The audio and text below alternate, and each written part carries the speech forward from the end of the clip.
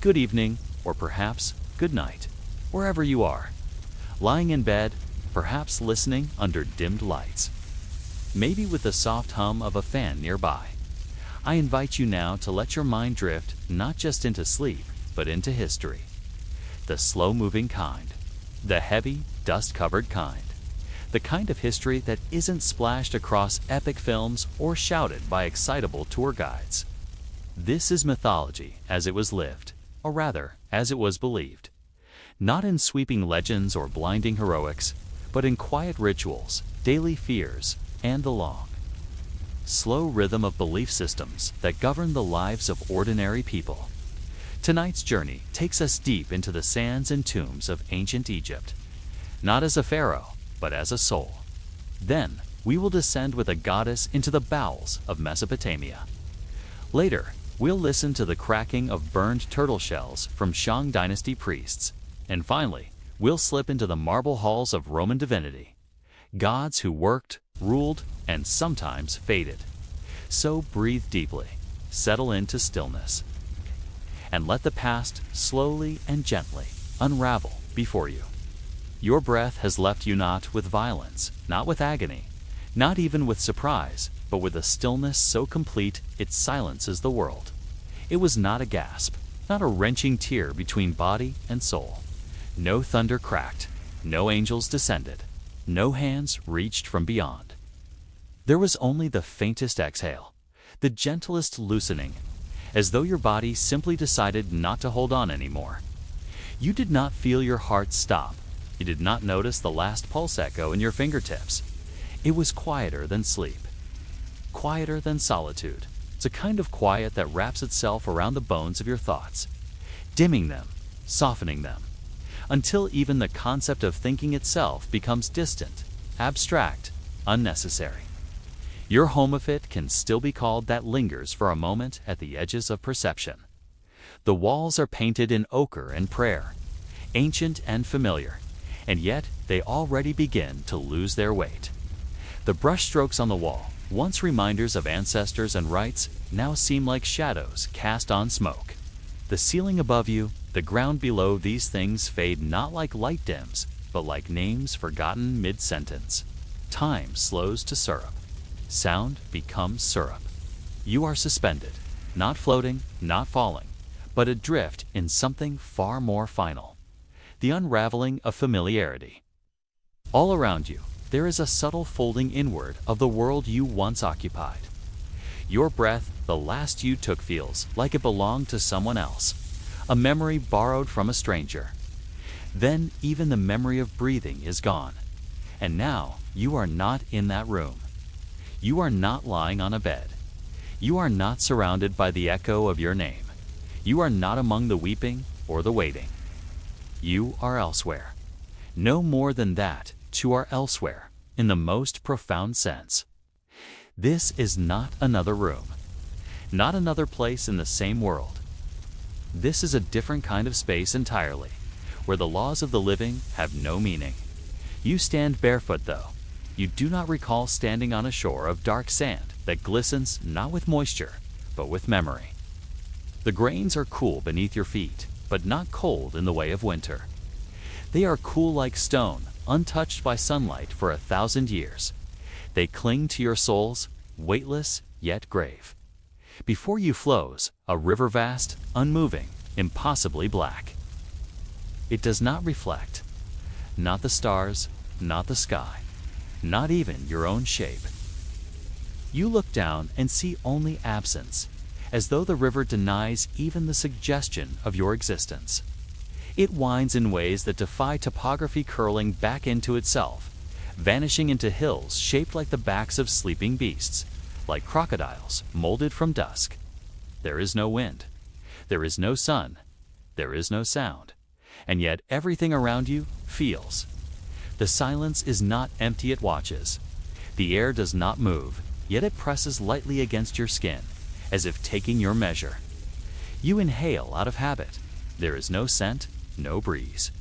Just the suggestion of something ancient, something that existed long before lungs, long before mouths gave shape to prayers. Behind you, there is nothing. Not a shadow, not a footprint. Whatever doorway brought you here has closed door, perhaps was never open in the first place. You cannot say how long you've been standing.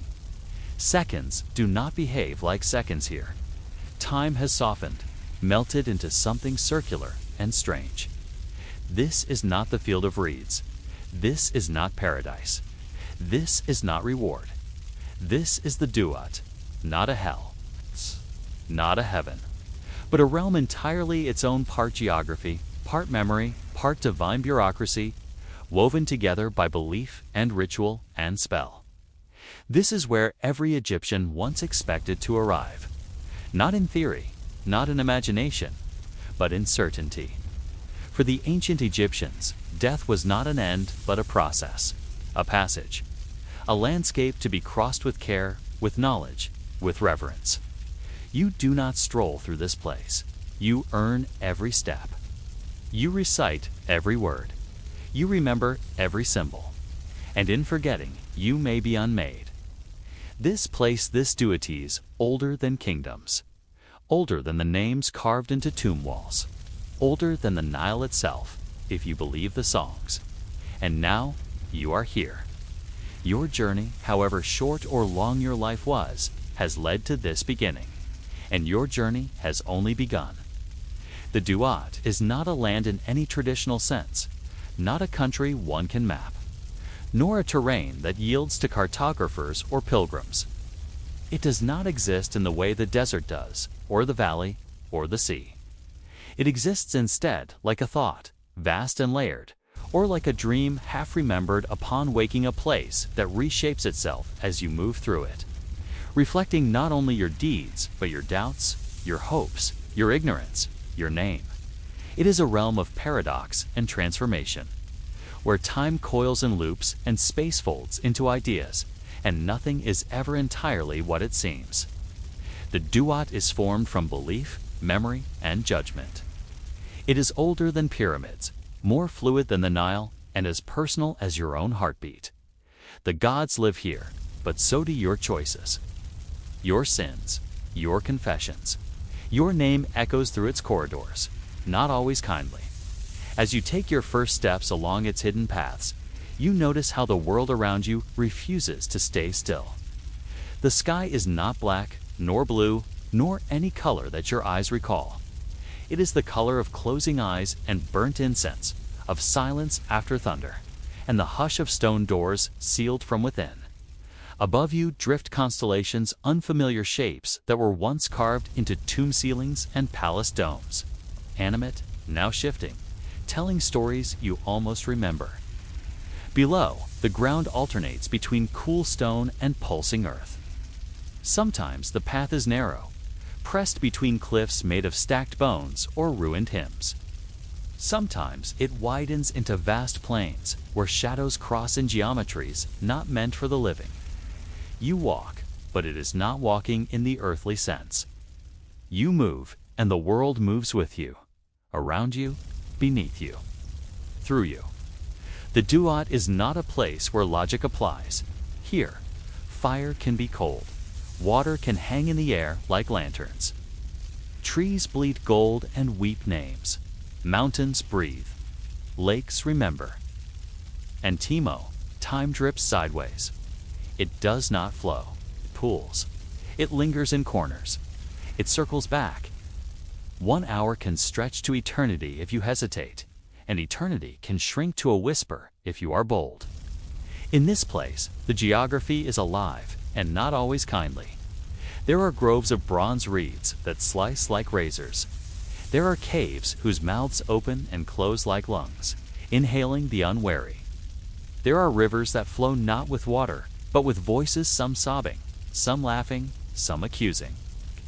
The air tastes of salt, of dust, of forgotten prayers whispered too quickly to be remembered. You realize now that the Duat is not random. It is not chaos for its own sake. It is structured, though its structure defies mortal comprehension. It is divided hour by hour into 12 regions corresponding to 1 hour of the night, each ruled by different deities, each presenting new guardians, new landscapes, new challenges. The sun god Ra himself sails through these regions every night, renewing creation by surviving their dangers. You are not Ra. You are a soul, a traveler, a petitioner. You do not command the bark of the sun. You walk alone, and each hour is a gate, a test, a lesson. Some gates are literal, archways of flame, bronze doors etched with riddles, silent thresholds guarded by beings who do not blink. Others are symbolic, a widening of the path, a change in the sky, a memory returning with sharp edges. You feel the weight of your life here, not metaphorically, literally. It clings to your limbs like wet linen. The things you carried through life, the truths you spoke, the wrongs you justified. The kindnesses you offered when no one was watching, these things now shape the terrain beneath your feet. If you betrayed, the ground betrays you. If you lied, the sky will echo lies back at you, distorted in your own voice. If you loved wisely, the path might be softer. If you loved cruelly, the stones may cut. You are not being punished. You are being revealed. This place does not torment. It reflects. It teaches, not kindly, but precisely. Not all who wander here are alone. You glimpse others, sometimes at the edge of sight. Souls moving across bridges made of starlight. Others crumbling to dust as they forget their names. You see guardians gods with hawk heads, lion heads, ibis beaks, each radiating the weight of myth, each waiting not with malice, but with expectation. These are not monsters. These are tests. You will meet one soon, and he will not ask you what you believe. He will ask you what you remember. And you must remember much. Every gate in the Duat is locked not with metal, but with knowledge. Each one demands you speak its name, the name of the god who built it, the function of the hour it governs, and the spell that renders you harmless. These are not trick questions. They are sacred formulas, memorized by priests, inscribed on scrolls. Buried beside mummies with offerings of bread and beer and amulets. If you've studied in life, you may succeed. If you paid the scribes well, your scroll may contain the right spell. If you did not, you may falter. And the Duat is not kind to those who falter. Not because it hates you, but because it does not bend. It is a place of truth, and truth is sharp. So you walk still, and every step is a reckoning. The Duat demands not strength, but precision, not courage. But memory, you must recall the words. You must know the names. You must speak the spell that wards off the serpent with flaming breath, the crocodile whose mouth spans rivers, the lake that burns souls unworthy of its crossing. Each test is not just magical, it is moral. The spell only works if your heart is aligned with Mat, the cosmic order. If you were a tyrant in life, no word will protect you. If you withheld bread from the hungry, the river will not part. If you polluted the Nile, it will rise against you. There is no bribe here, no deception. You are stripped of all titles, all pretense. Only truth passes, and still you walk. You reach the first gate not as one might approach a threshold in the world of the living, but with the hesitance of one facing language made solid. The gate is not merely a structure, but a being, a monument of intention carved from gold-veined obsidian. With its surface constantly shifting, glyphs crawling across it like insects made of light, spelling words you almost remember. The air around it crackles softly, not with electricity, but with judgment. Before it stands a sentinel, tall, still, with the body of a man and the head of a jackal Anubis, or one of his countless emissaries. His eyes do not blink. They do not need to. They see not your face, but your preparation. This is not a guardian that can be bargained with. He is not here to punish, nor to forgive. He is simply here to observe whether you are ready. You must speak. Not merely out loud, but with clarity, with conviction, and with memory so deep, it is as if your soul itself has trained for this moment. You must say the name of the gate, the name of the deity who forged it, the function of this hour of night, and, most importantly, The spell that grants passage not as a key turns a lock, but as truth parts shadow. If you hesitate, the gate holds. If you misspeak, the symbols recoil. If you lie, the entire hour resets. This is only the first hour of 12. You pass through. Each hour in the do-out is a world unto itself. The second hour opens with silence, not the passive quiet of absence, but a silence with intent. The path ahead is flooded. A river curves like a serpent across your way. The water is still, too still. Beneath it waits a presence. You know it without seeing it. Tamhe, the devourer of eternity. His head is that of a crocodile, his eyes like black mirrors, his jaws said to stretch from one bank of the Nile to the other. He does not move, not yet. If you dare step into the water without the proper incantation, he will rise. And if he rises, you will not rise again. So you speak, slowly, reverently, back. Crawl on your belly, O eater of shadows. Let the flame of my words blind you. I pass with the name of he who knows the darkness. Your voice trembles, but the spell does not. The river responds, not by parting, but by stilling further, deepening into something momentarily safe. You cross. Behind you, the water returns to watching. Now, the hours begin to blur together. One stranger, more layered, more demanding than the last. In the third hour, you find yourself in a field of reeds that whisper your sins with voices like dry leaves. You try not to listen, but every breath you take carries their accusations. In the fourth hour, you enter a narrow hallway whose walls are etched with every lie you ever told, each word glowing faintly, pulsating with the memory of its utterance. They speak in your voice. They twist the truth, not to accuse, but to remind. In the fifth hour, a courtroom awaits, not filled with judges, but ancestors, silent, watching. You do not know their names, but they know yours. They remember the line of blood that brought you here.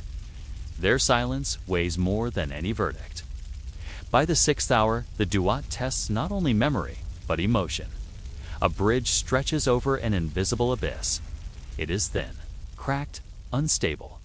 But it does not break because of the surface beneath it breaks under the weight of regret. Every step you take with remorse in your heart causes the bridge to groan.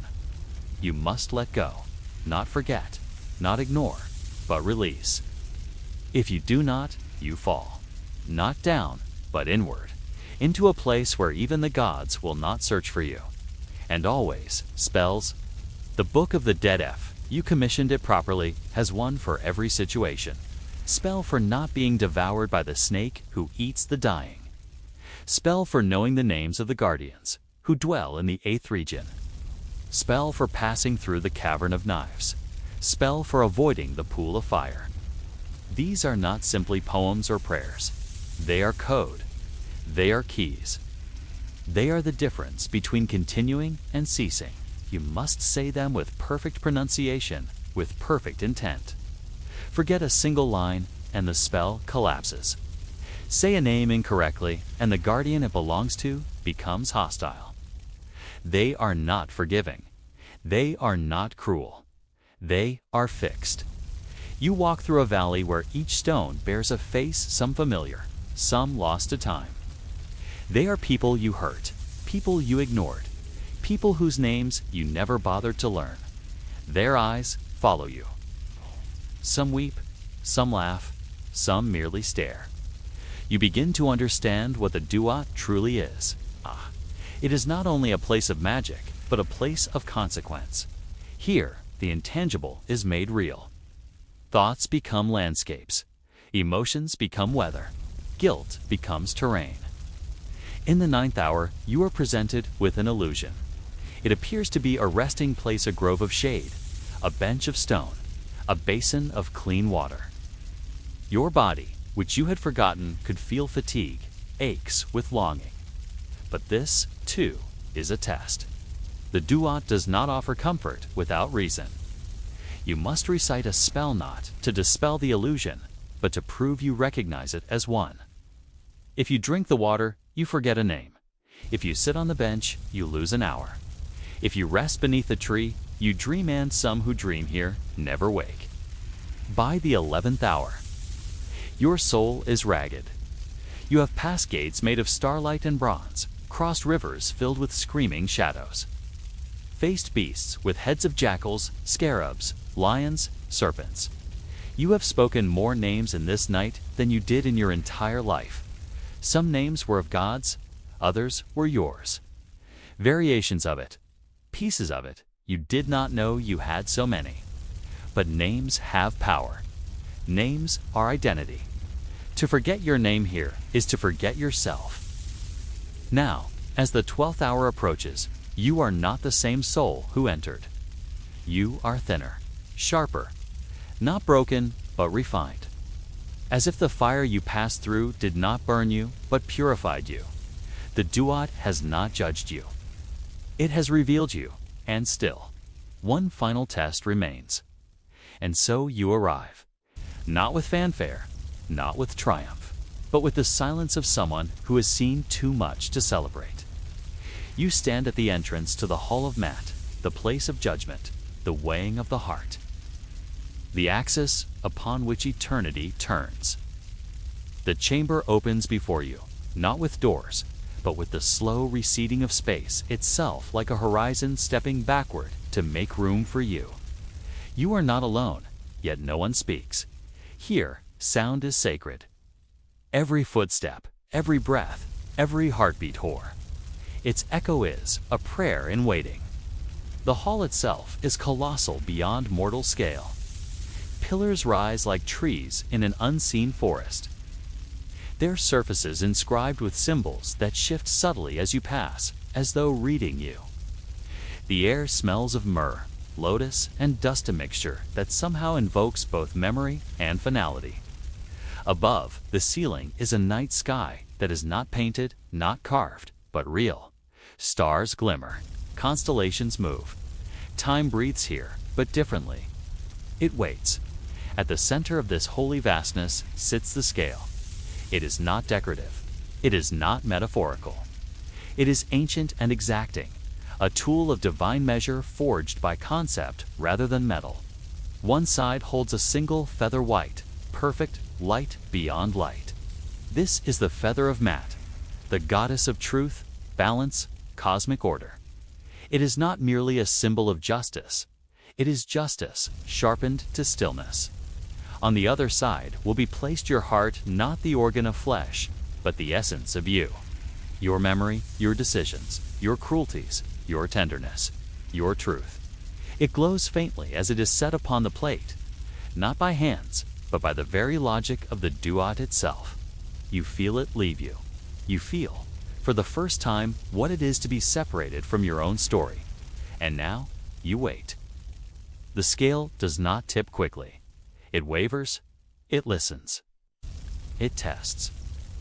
Your heart must not be heavier than the feather knot because the feather has weight, but because it has none. It is made of purity. If your heart carries guilt, it will descend. If it carries lies, it will groan. If it carries unspoken truths, they will weigh it down like lead. But before the scale makes its decision, before the cosmos declares you worthy or lost, there is one final rite. You must confess.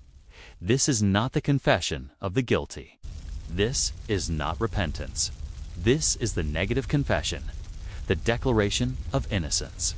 You must speak it, fully, clearly, before the 42 assessors of Mat, minor gods and goddesses who govern each principle of moral and social harmony.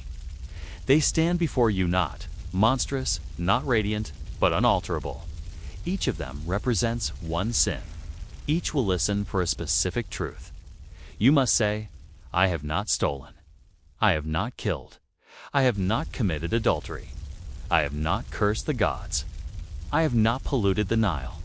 I have not raised my voice unjustly. I have not withheld food from the hungry. I have not failed in kindness. I have not lied when silence would suffice. I have not acted with arrogance before the sacred, and so on. 42 times. Each statement is both denial and oath. a cleansing of what you carry, a reinforcement of what you must be. You do not read from a scroll. You must remember. Memory is judgment. Truth is your only shield. If you forget a line, the God of that sin will lower their gaze. If you speak falsely, the hall itself will know. It listens not with ears, but with essence. You feel your words hang in the air like incense, joining with all those who came before. And finally, the scale settles. If your heart is light, balanced, clear if it aligns with the feathered rises. Slowly, effortlessly, like a breath taken by the world itself. And then he appears. Osiris, he is not imposing. He is calm. Wrapped in linen, green-skinned as new life. A staff in one hand, the crook and flail across his chest. He is not here to judge. That work is already done. He is here to welcome, to gesture toward what comes next. His eyes do not pierce. They understand. He nods once, and a new path unfolds. And so you walk. Again. But this is not the duat. Not anymore. This is the field of reeds. It is not golden gates, not clouds, not choirs. It is home, perfected. The Nile flows in endless loops. The crops are always ripe. The air is warm, but never stifling. The wind carries the smell of barley and acacia and old joy. You find those you loved, not as phantoms, not as ideas, but as themselves freed from pain, unburdened by time. The dog you buried with tears greets you with a bark. The friend who died too young smiles and offers you fruit. Even the tools of your life are here. Your staff, your sandals, your fishing net.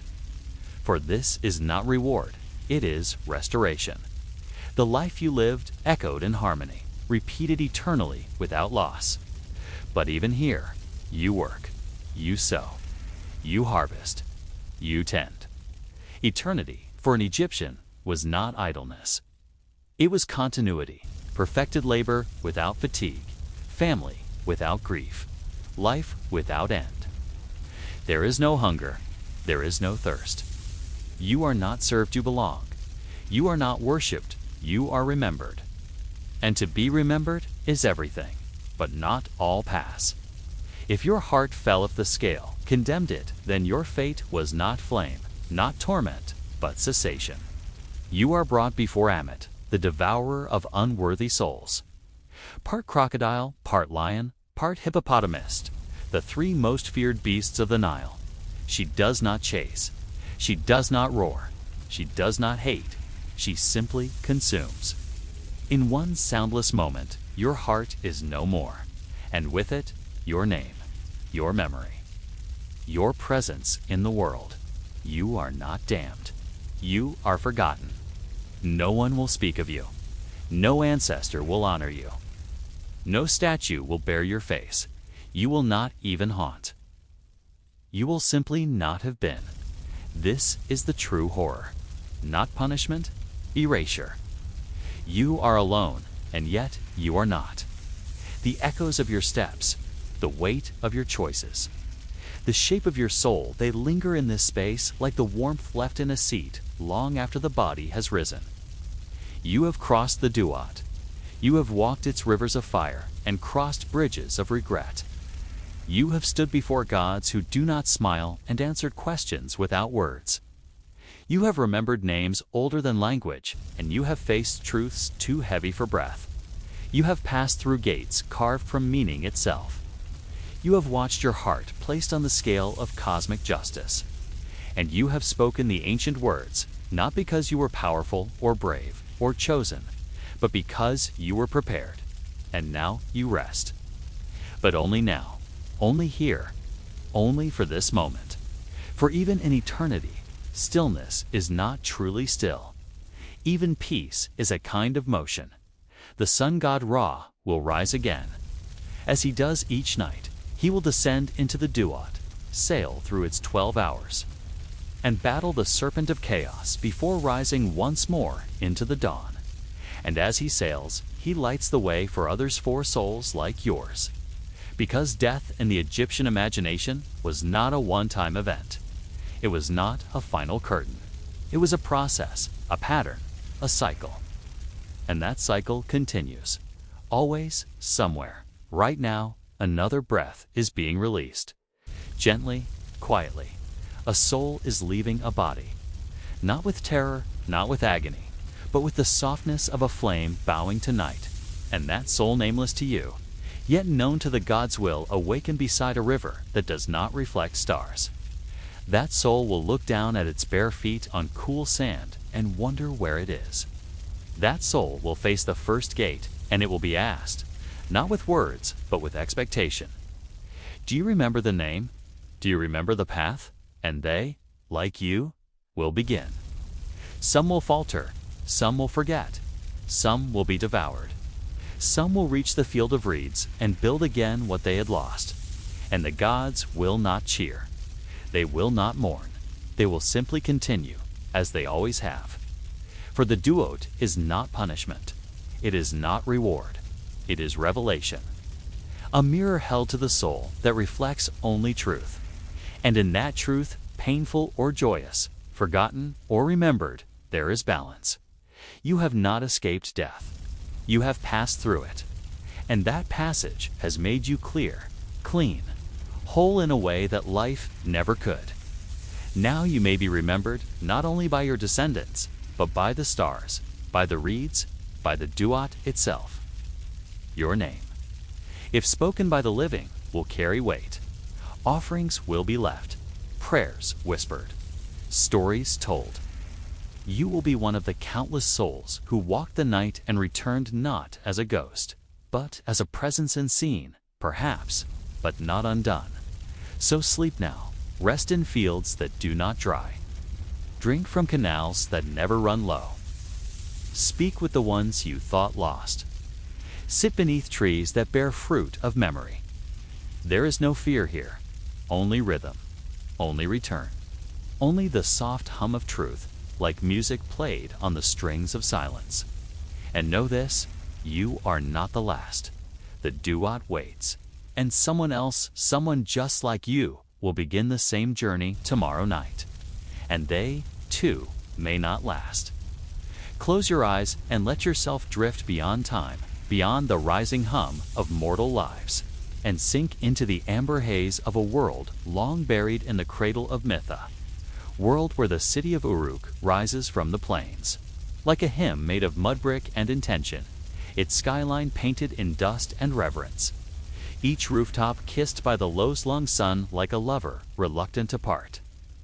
The air is thick with the smell of incense and grain, of bodies pressed close in temple courtyards, of oil burning in shallow bowls beside prayers etched into clay tablets now crumbled to time. The Tigris glistens like a blade dulled by peace, and the wind carries the murmur of merchants, of mothers, of distant chants offered in languages older than steel. High above it all, where ivory columns cradle silence and lapis tiles reflect only sky, a woman stands not, merely a woman, not simply a queen, but something more, something ancient and immense. Her name is Inanna, and her gaze pierces the horizon not with longing, but with knowledge. For she sees what mortals cannot. She sees the pulse behind the veil. She is goddess of heaven, of love, of lust, of war, of power unfiltered and undiluted. She has watched kings beg for her favor and die in her embrace. She has been carved into the hearts of priests and warriors alike. She is the beating center of both creation and chaos. And on this still and trembling day, she chooses not to conquer, not to bless, not to receive offerings or ignite passion or demand tribute, but to descend to turn her divine eyes downward toward the underworld, toward the land of Kor, toward the most forgotten and feared region in the entire Sumerian cosmos. But she does not descend for conquest. She does not seek glory, nor vengeance, nor wisdom stolen from the jaws of shadow. She descends to mourn. For Ereshkigal, queen of the underworld, ruler of the dead, her sister of the silent and the buried, has lost her consort. And Inanna, though divine, though terrible, though radiant with the authority of the heavens, feels the need to go, not just as a goddess, but as blood, as kin. She descends not out of obligation, but out of something older than duty, something woven between sisters even when they rule opposing realms. She chooses to descend because mourning is holy, and grief is a thread even gods cannot escape. Yet even this choice is not without danger. For Kor is not merely distant, it is ruled by rules that do not bend for even heaven as queen.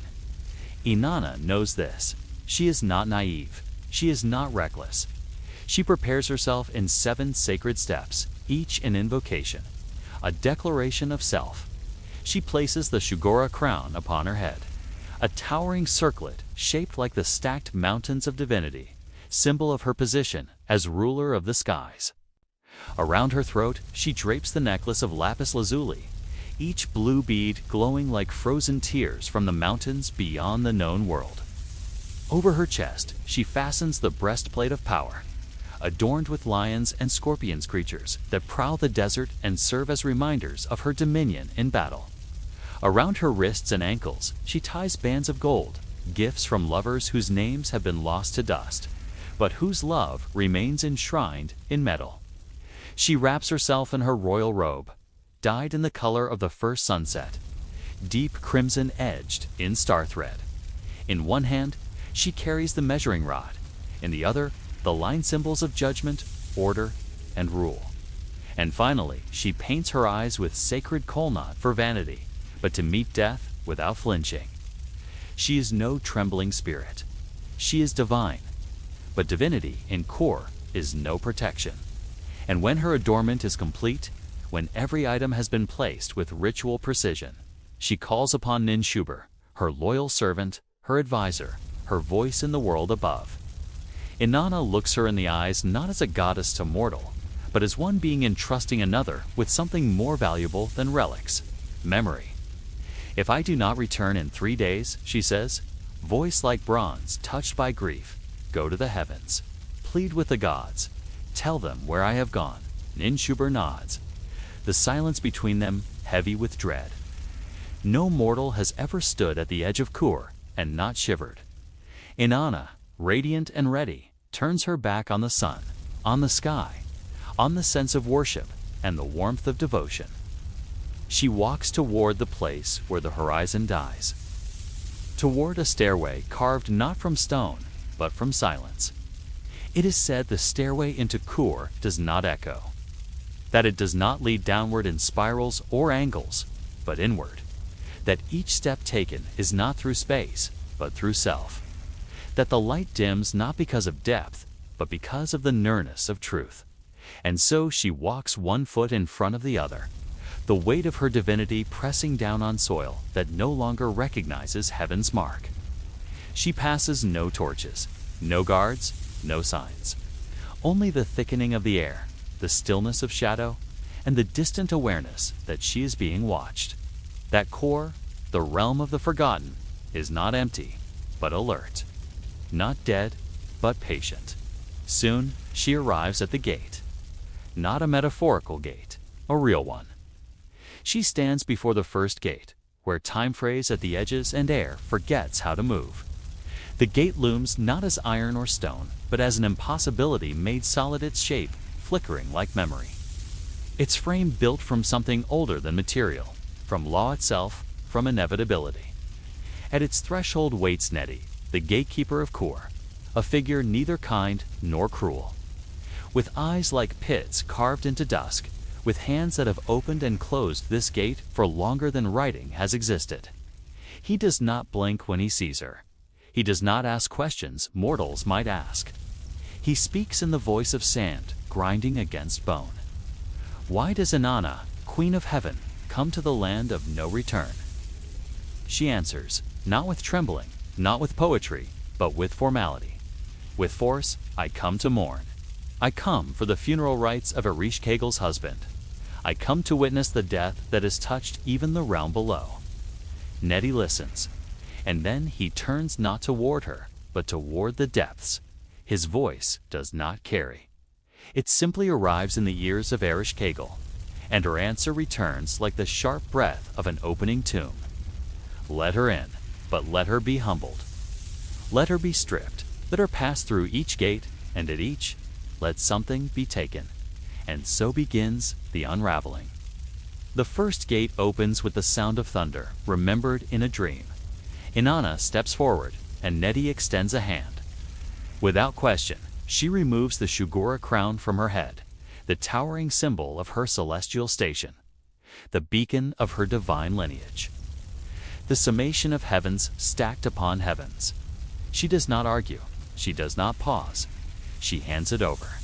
And as she walks beyond the gate, something intangibly authority, certainty slips from her shoulders like a forgotten promise. At the second gate, the lapis necklace is taken, blue as sacred tears, cool as rivers that run through forgotten temples. This was not simply adornment, Tit was her voice. Her breath, her presence in every whispered prayer of the East. When it is removed, the skin beneath it feels suddenly bare, exposed to the laws of Kor. But she continues. At the third gate, Nettie takes her breastplate. The lions, the scorpions, the roaring echoes of war peeled from her chest like armor melting off the body of a hero at rest. The cold air of Kor meets her flesh now, not through cloth, but directly. Her heart beats not louder, but more vulnerably. It is still the heart of a goddess, but no longer hidden. At the fourth gate, her golden rings wrist, ankle, memory, and meaning are undone. Gifts from lovers, symbols of her reach across kingdoms and generations, proof of her influence in flesh and spirit alike. She removes them all. Her movements slow but sure, as though releasing birds from a cage she knows they must one day outgrow. At the fifth gate, she is asked for her robe, dyed red with the sunset of the world's first evening, woven with thread, blessed by priestesses who spoke only in dreams. It has never been touched by ash or dust, and now it is removed. Her skin meets the stale wind of the underworld. The silence around her deepens, pressing closer. At the sixth gate, she gives up her measuring rod and lines the twin symbols of divine law, of the order she carries wherever she goes. They were her authority to rule, to measure, to define the difference between justice and chaos.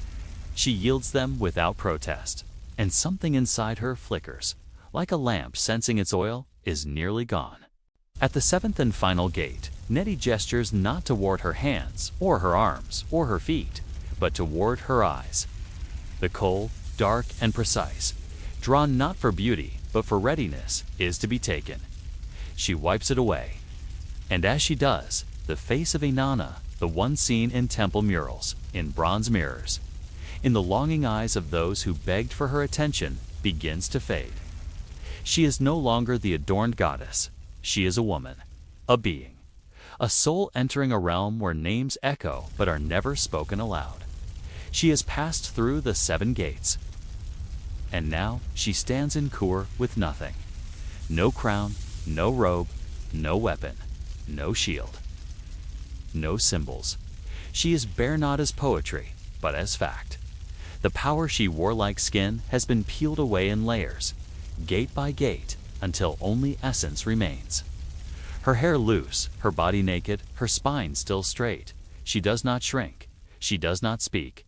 She walks. Before her rises the throne room of Erish Kegelnot, a palace of grandeur, but a hall carved into ash, with columns made of bone and shadows thick as oil. It is not cold here, nor warm. It is neutral. It is final. At its center, upon a seat that seems older than time, sits her sister.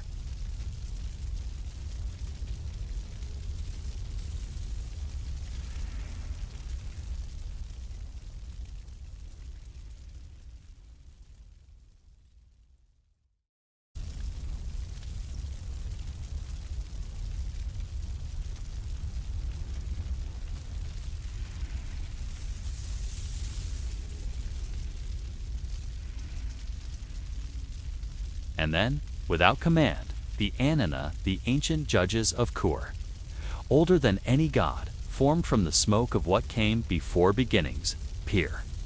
Their faces are blurred, not by intention, but by nature. They were never meant to be looked at directly. They fix their collective gaze on Inanna. It is not cruelty, it is not anger, 'tis the gaze of death itself.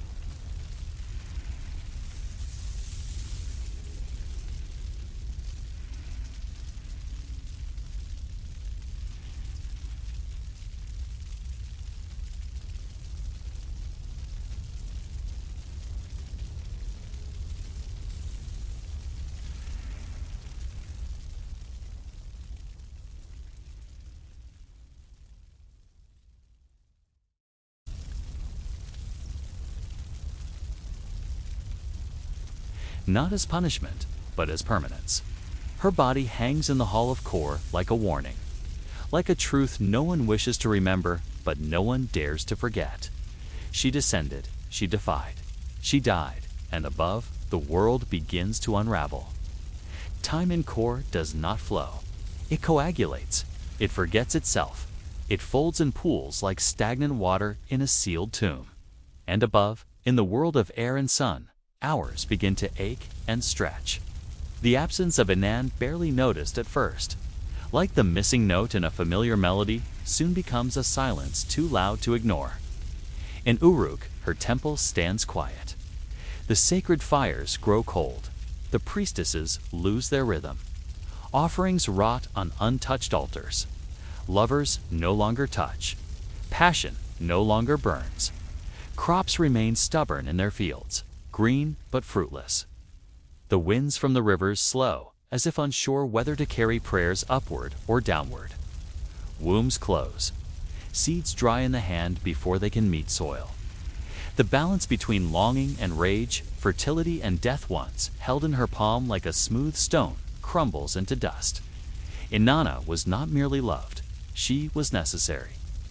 She was the hunger that drove creation and the flame that made destruction sacred. Without her, the earth begins to sigh, then to bend, then to crack. But someone remembers. Ninshuber, loyal servant, still wrapped in the last words her goddess spoke, begins her pilgrimage not of power, but of pleading. She casts off her silks. She wraps herself in sackcloth, blackened and torn. She smears her cheeks with ash until the lines of sorrow are etched into her flesh. Her hair is unbound. Her footsteps are not silent, but determined. She becomes the vessel of desperation. And she moves temple to temple, altar to altar, god to god, climbing the invisible ladder that connects earth to sky.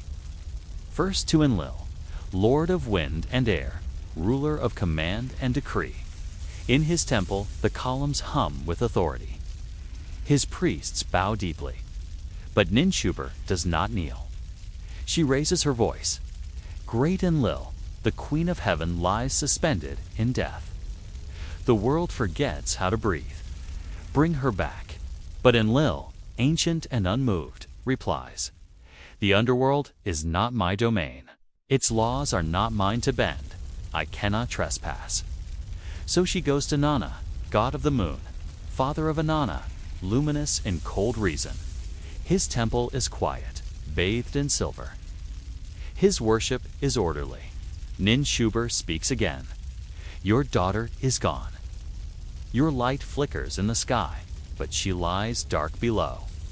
And Nanna eyes, reflecting nothing but his own cycles, turns his face away. What is taken by Kur does not return, he says. Even love cannot change that. But Ninshuber is not finished. Her robes heavier with ash, her throat raw with invocation. She travels once more, this time to Enki, god of water, wisdom, mischief, and the strange sideways solutions of the world. His temple is unlike the others, full of bubbling fountains, whispering reeds, strange creatures made of mist. And Enki listens. He does not interrupt. He does not deflect. His eyes narrow, but not in dismissal, in thought. Then he reaches beneath his fingernails and pulls forth Cletha's clay, the kind that remembers the shapes of gods before they were gods.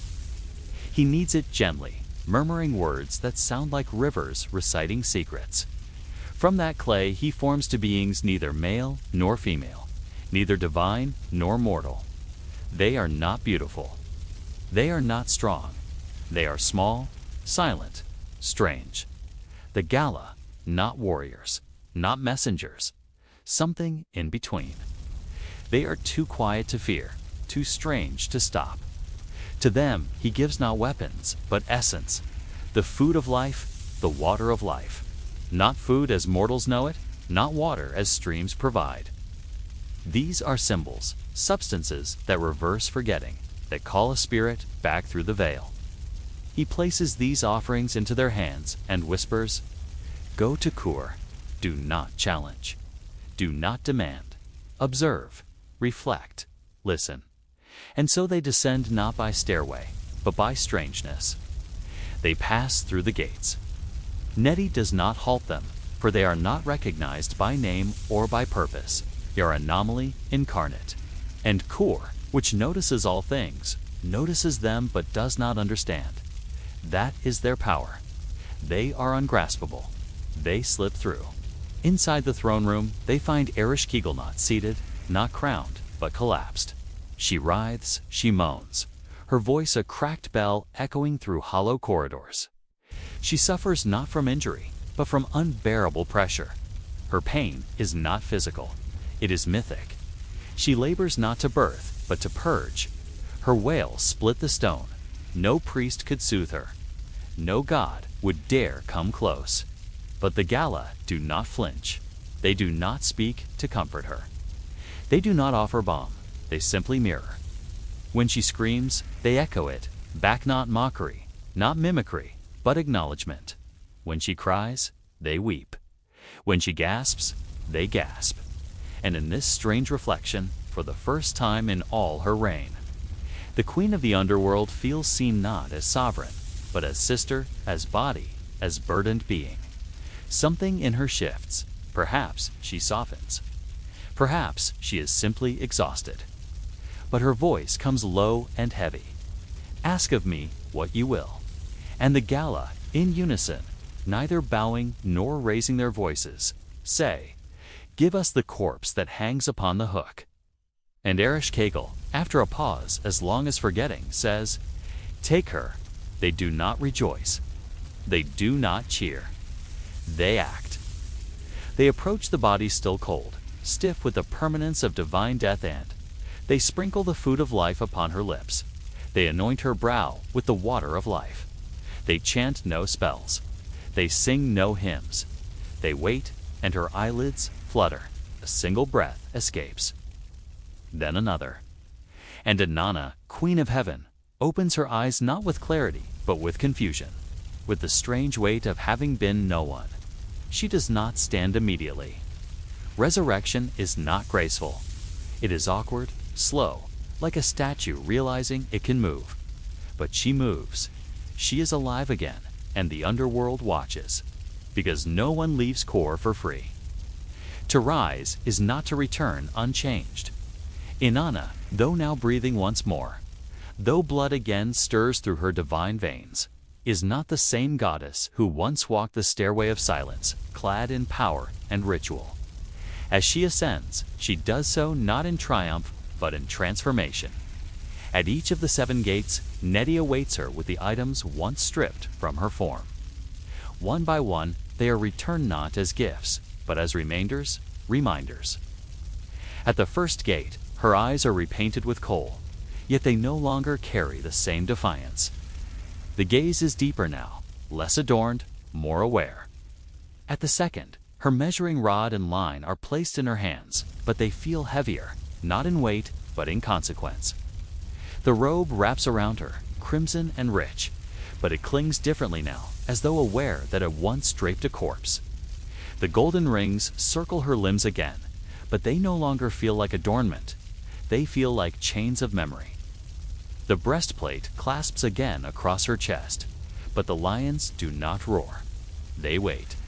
The lapis necklace settles at her throat, cold and familiar, humming with songs she no longer fully believes. And finally, the crown returns, resting atop her brow, but it does not elevate presses. When she reaches the surface, the sky is not as she remembered. The light stings, the air feels thinner. Sounds, once reverent, now feel loud. Her bare feet touch soil, but the soil is no longer entirely hers. She walks through Uruk without ceremony. No horns, no processions. The people do not know she has returned. They only feel a shift, a pressure easing, a sense that breath can be drawn again. Crops lift their heads. Rivers begin to swell. Lovers find each other's hands again. But Inanna feels none of this as comfort. She walks not to be seen, but to confront. She walks to seek. She finds him in her palace, her husband, her consort, her companion in passion and ritual. He sits not in mourning robes, but in finery. Not with ashes on his face, but with oils in his hair. He reclines on her throne, the throne, her place. He plays music, fingers moving lazily across strings, lips curled in amusement. Around him, servants bustle. Food is abundant. Laughter echoes from the courtyard. The world has moved on in her absence. Or rather, he has. He has not wept. He has not searched. He has not begged. Inanna does not speak in rage. In the stillness of the hall, with footsteps echoing behind her like the judgment of the dead, she points to him, her voice calm as bone. He shall go in my place. Demusid's face drains of color. He rises, stumbling, stammering, pleading, but the decree is made. The gala, those strange, silent beings who brought her up, have followed her, and now they move toward him. He runs, he leaps from cushions, he claws through doors. But none escape the gala, for they do not tire. They do not pause. They do not forget their purpose. They seize him. They begin the descent. But the story does not end in vengeance. For Demusid has a sister. Her name is Geshtanana. She is not royal, she is not radiant, but she loves him, and she weeps not selfishly, but truly. She follows the gala, she begs, she bargains, she offers herself in his place. And for the second time in this tale, the stone heart of rule listens. Another compromise is made. Half the year Demusid will descend into the underworld. Half the year he will rise again. When he is gone, the world will wither. Trees will go bare. Soil will grow cold. Rivers will slow. When he returns, the world will bloom. Fields will hum. Rain will sing on roofs. Life and death bound together by love, by bargain, by balance. Thus the Sumerians explained the seasons, not as meteorology. As myth, not as randomness. As rhythm, life ebbs and flows not by accident, but by echo of divine choice, divine cost. And Inanna, she rules again. Yes, she walks her temples. She receives her worship, but she is quieter now. Her laughter is less frequent, her gaze heavier. The love she offers now carries shadow because she has seen what lies beneath, because she has hung from the hook, because she has felt the permanence of forgetting licking at her heels. She is no longer simply the goddess of heaven. She is also the one who came back. She has been full. She has been emptied. She has been judged. She has been returned. And though the people may never fully grasp it, though priests may recite the old songs without rewriting the ending, something in the wind knows the truth, something in the stones, something in every woman who has lost herself and clawed her way back. Inanna descended too far, and in doing so, became whole. The story of Inanna does not end with her return, because return is never the end, not truly. Her journey downward, inward, through 7 gates, through death, through betrayal, through silence is not a tale of triumph, but of transformation. The goddess who once stood adorned in lapis and gold, whose name was sung in the breath of lovers and the war cries of kings, descended not for conquest, but for something far more dangerous. Understanding, and in that descent, she became something no other god dared to become vulnerable. Stripped, undone, She faced a realm where her titles meant nothing, where power was not recognized, where love could not protect her.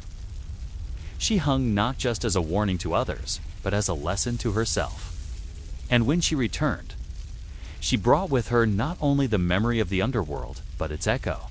The silence of Kur remained in her bones, the eyes of Ereshkigal in her dreams, the feel of ash on her skin. She no longer walked with arrogance, but with depth. No longer simply a goddess of desire and dominance. She had become something older, something deeper figure who knew both pleasure and pain, life and death, the intoxicating nectar of ecstasy and the still bitterness of cessation. Inanna became the myth of balance. And in her, mortals saw themselves, because all who live will one day descend, not into Kur perhaps, but into shadow, into silence, into spaces that strip us of name, of role, of armor. We all pass through gates, through moments that take from us what we thought made us whole: love, certainty, status, beauty. And we emerge, if we are lucky, not as who we were, but as something more resilient, something more real. To fall is not failure. It is invitation. To be undone is not to be broken. It is to be reformed. And so Inanna teaches us this: that descent is not defeat. That mourning is not weakness. That to face the dark and return does not make us lesser, but fuller. That love without grief is hollow. That power without humility collapses. And that the cycle of seasons, of sorrow, of sacrifices, not punishment, but rhythm. Sacred rhythm. She is the goddess who came back, and in knowing her story, her walk, her hook, her crown, her silence, you now carry it too. You walk through your own gates. You lose your own adornments. You face your own underworld. And if you resist, you rise with the weight of having gone too far, and the strength of having returned. One step at a time. One gate at a time. Inanna descended too far and returned, not triumphant, but transformed. Picture yourself at the edge of a riverbank, not in this world, not in this century, but in a space, carved from mist and memory, where the soil is dark with centuries of ash and offering, and the sky hovers low, as if crouching to hear what must be whispered. It is dusk, yet it does not feel like the end of a day, feels like the edge of a world. This is not the china of temples carved into stone or scrolls filled with ink. This is Shang China, 3,000 years before the present, in a time when gods had no statues, only presence. And the divine revealed itself not in thunder or scripture, but in crackled bone and sacred smoke. There is no marble, there is no paper, there is only the silence of breath before invocation. A wooden hall rests in the hush of the plain, its beams dark with the oils of sacrifice, its threshold worn smooth by the knees of generations. Inside, a man kneels not as a gesture of subjugation, but as alignment. His robes rustle softly, like reeds in a shallow lake. His hands are clean, his posture reverent. And resting between his palms is not a blade or a scroll or an idol, but the pale curve of a turtle shell. It is smooth, hollowed, prepared. Not for food, not for ornament, for a question. He holds it like one holds the skull of an ancestor, carefully, with awe. Because this shell is not inert. It is the threshold between seen and unseen, and he is about to ask the gods. He does not do this alone. Around him, other robed figures move in silence, not speaking, for speech is to course a tool for this sacred work. A low fire burns, its smoke white and dry, curling into the rafters as if seeking approval from something above. The floor is clean. The tools are arranged with the obsessive precision of ritual. A bronze blade for carving, a rod for heating, a bowl of water to cool the air between decisions. The shell has already been chose. Knit is large, curved, unmarred. Its underside has been thinned with care. The question has been selected and inscribed, carved in tight, delicate characters using a steady hand taught by fathers, who were once boys watching this very scene. The question is not philosophical, it is not lofty, it is immediate, practical, measurable. Will it rain on the 5th day? Will the harvest survive the southern winds? Is the dream from the goddess how a blessing or a warning? Has the illness in the king's chest begun to recede? These are not idle musings, they are survival. The shell holds the answer not because it knows, but because it listens. And the gods, the ancestors, the unseen, the numinous speak not in voices, but in heat and fracture. The diviner lifts the bronze rod from the coals. It glows, not fiercely, but steadily, its tip a red eye in the dim. With slow breath, he touches it to the back of the shell. The air does not cry out, but something in the room changes. A sound small and sharp, like the crack of a tooth inside one's own mouth. A fracture blooms across the shell's underside. He lifts the rod, waits. A second time, another contact, another sound, another line. The room does not speak, but it listens. The patterns are observed. Where the cracks begin, how they stretch, which direction they lean. These marks are not accidents. They are the breath of something vast answering through material. The diviner leans forward, eyes narrowing. He traces the fissures with a fingertip. He closes his eyes, then opens them. He understands. He writes the interpretation beside the original question, marking it not with certainty, but with clarity. The gods do not shout. They never have. They murmur. And in crack and silence, they have spoken. The shell is now sacred, used, inscribed with inquiry, answer, and, when the day's past outcome. It is stored, not discarded. It joins others in neat stacks, in hidden rooms, in dry earthen vessels. A library of bone. A nation's memory rendered in scapula and plastron. Each one a breath held in divinity. Each one a moment when time, worry, and the sacred met at a point of fire. And as the man bows before the hearth, tucking the now serged shell onto a cloth of silk, he does not expect revelation, only response. He does not demand miracles, only clarity. He does not seek proof, only presence. This is not magic. This is governance. This is truth as measured by fracture.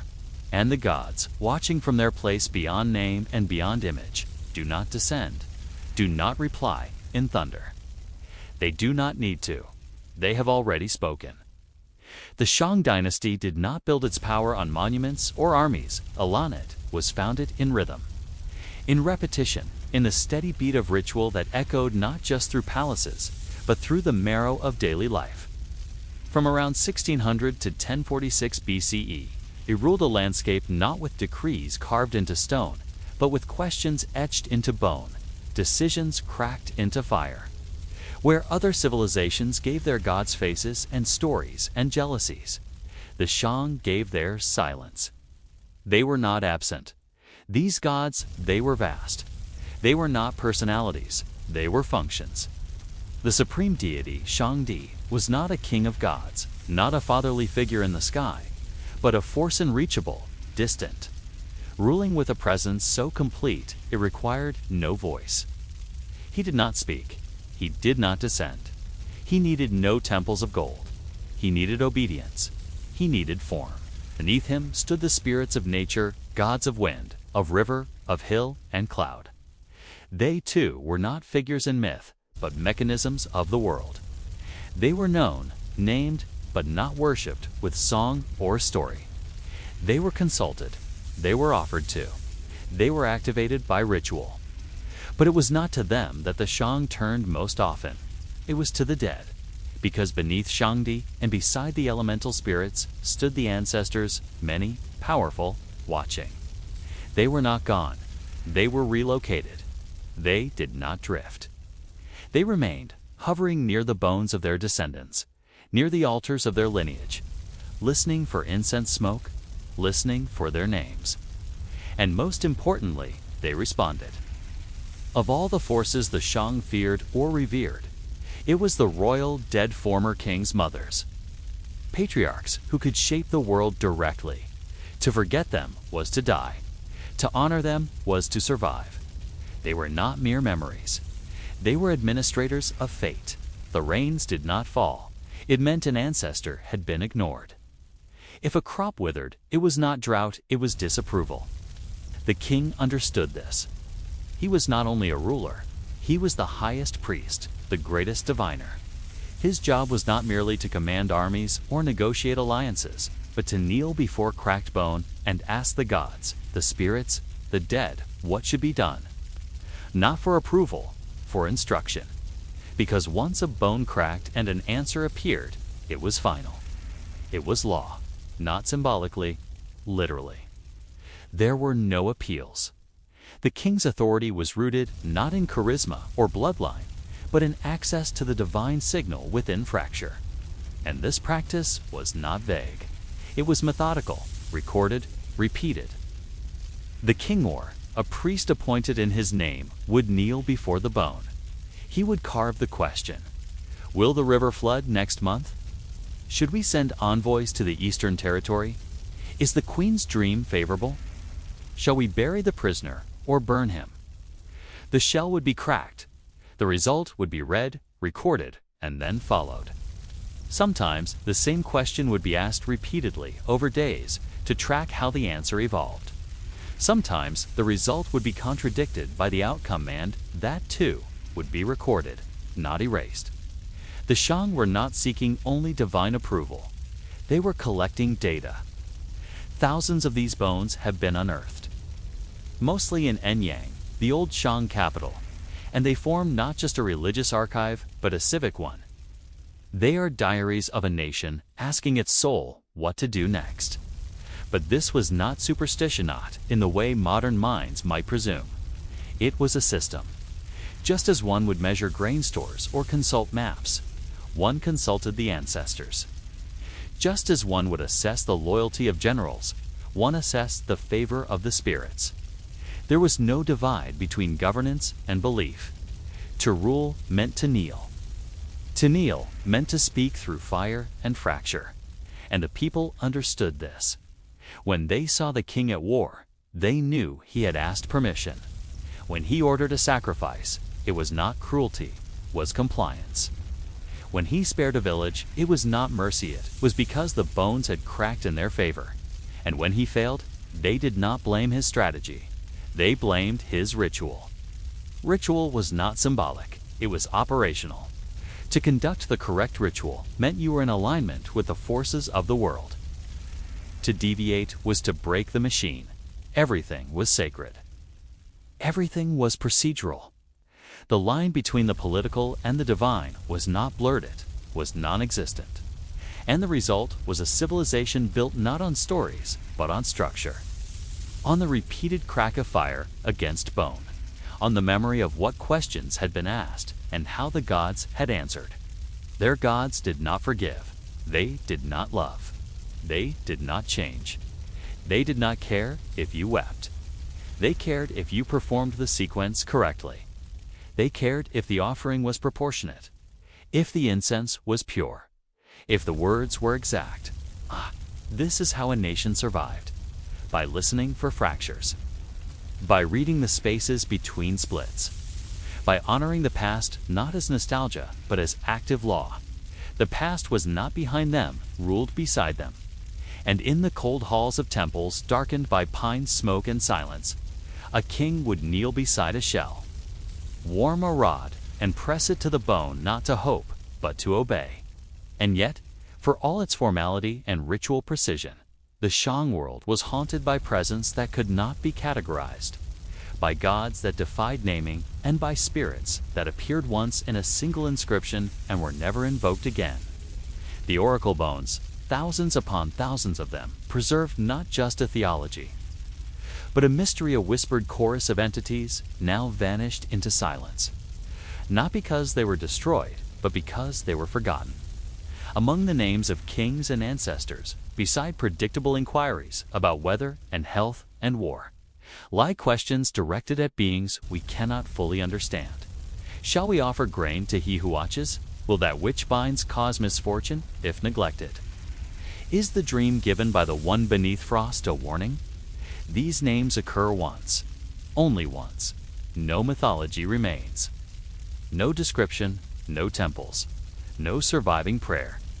They flicker into view for a single cracked moment, then disappear forever.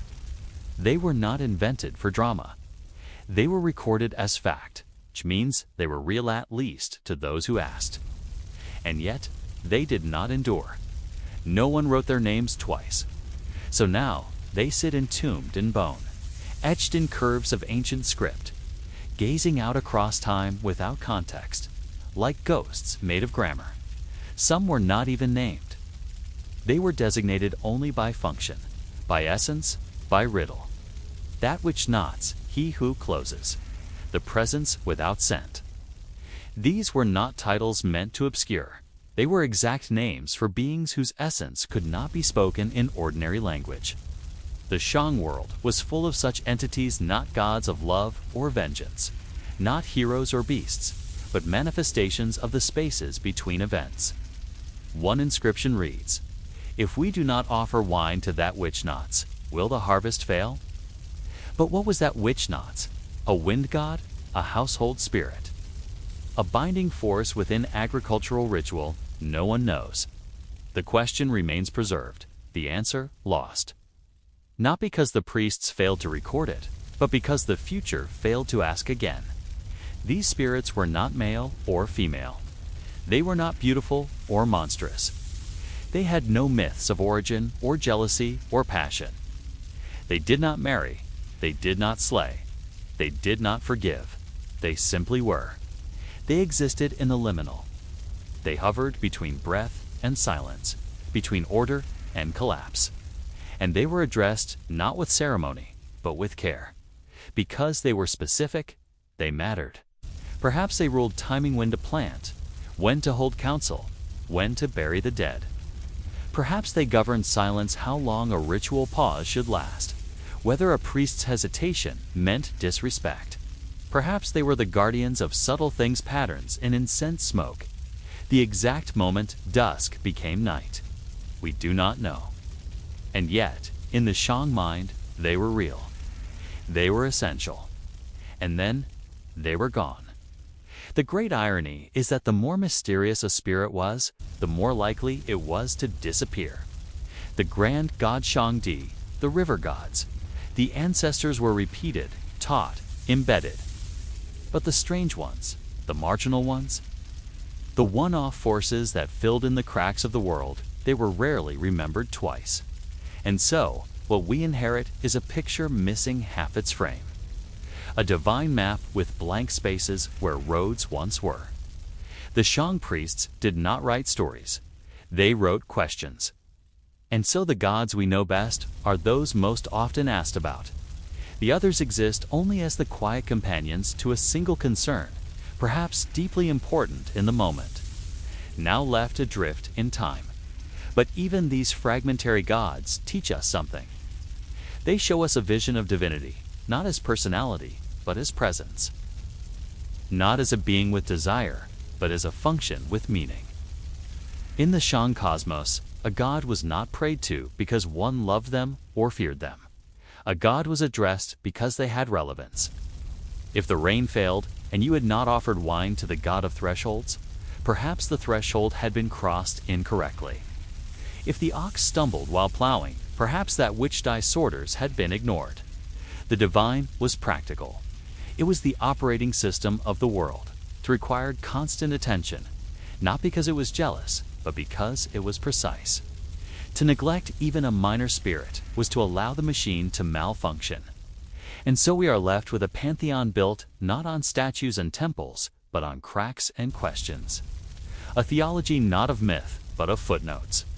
Gods not sculpted, but sliced into bone. Their stories are not stories. They are single sentences, carved beside inquiries about rainfall and birth.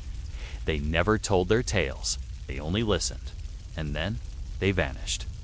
But perhaps they are not gone. Perhaps they wait not in heaven, not in legend, but in the silence between questions, in the pause before a name is said, in the crack that comes just after the rod touches the shell, because even the forgotten can still watch. And maybe they still do.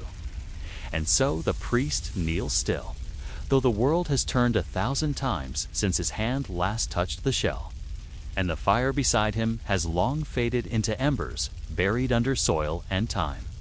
The gods he spoke to, those nameless, genderless forces, those one-time voices of wind. And stone and hesitation have not roared in anger or cried out in protest as generations pass them by. They have simply faded like smoke that never had a name.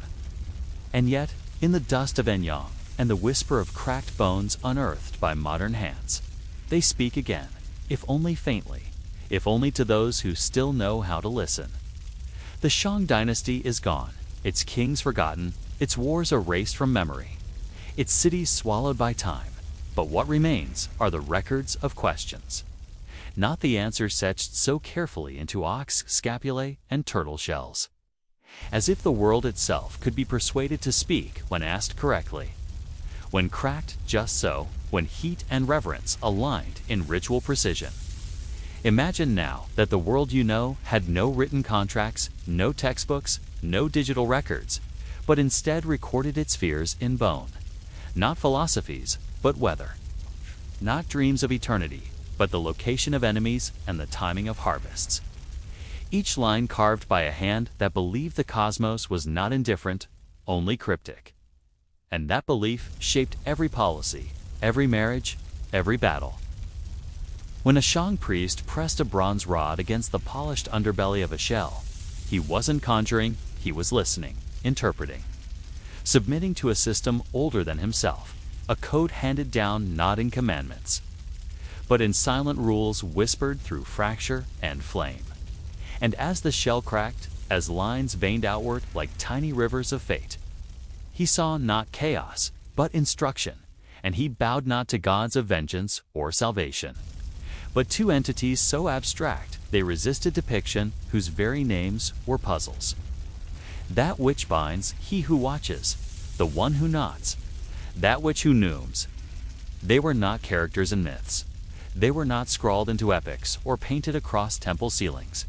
They existed for a moment, for a question, for the duration of a decision, and then they were gone, unrecorded, unnamed, again.